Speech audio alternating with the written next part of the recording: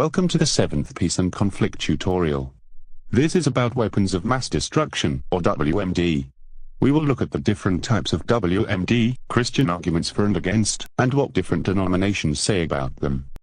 WMD are capable of killing and injuring thousands of people, and destroying cities and natural landscape. It is almost impossible to avoid killing civilians when using WMD, even if the target is a military one. Can you remember the 4 main types of WMD?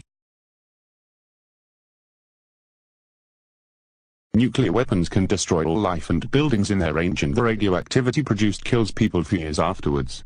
Biological weapons use living bacteria and viruses, like anthrax, which infect and eventually kill people. Chemical weapons use non-living poisons, like mustard gas, to cause death and injury. Radiological weapons are bombs that produce radioactive material to kill people and contaminate wide areas. They are extremely difficult or impossible to control. They go against the just war theory, because they cause disproportionate and indiscriminate destruction. They go against Christian teachings on sanctity of life and stewardship. They kill civilians. In some situations, Christians allow them. They can act as a deterrent for countries to attack other countries, as it would be foolish to go to war with someone that has them. Simply having them can be enough to secure peace. They don't need to be used. Roman Catholics are against the existence of WMD. They say they cannot be used in a just war, because they harm innocent civilians. Pope Benedict said we should work for disarmament, which means deducing, withdrawing or abolishing weapons. The Church of England says you cannot justify the use of WMD, but believes owning them is necessary. They say if the UK did not own them, we wouldn't be able to protect ourselves against countries that do own them.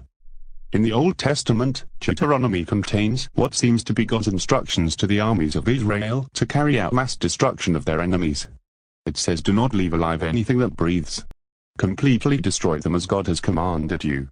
Some Christians would say this is just talking about the victory of God's people, rather than God's will to destroy others. Some Christians would say this was written 600 years before Jesus was alive, and Christians should use the New Testament's teachings. Some non-religious people agree with WMD because they act as a deterrent.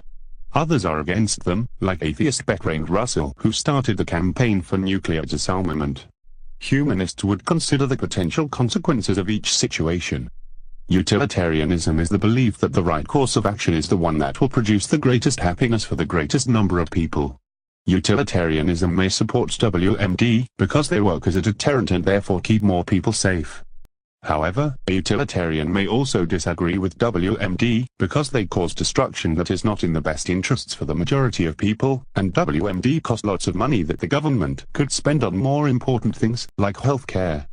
Joseph Fletcher, who first suggested situation ethics, supported the bombings of Hiroshima and Nagasaki by America in 1945, even though it caused the deaths of 200,000 people, because it ended World War II, which stopped even more people dying. In the exam you might be asked to outline 3 problems caused by WMD, to explain Christian arguments for or against the use of WMD, as well as explaining how utilitarianism and situation ethics link with the use of WMD. In summary, WMD cause widespread damage and can kill thousands. Some Christians agree with WMD, because they act as a deterrent, so keep peace. Others think WMD do not with the just war theory.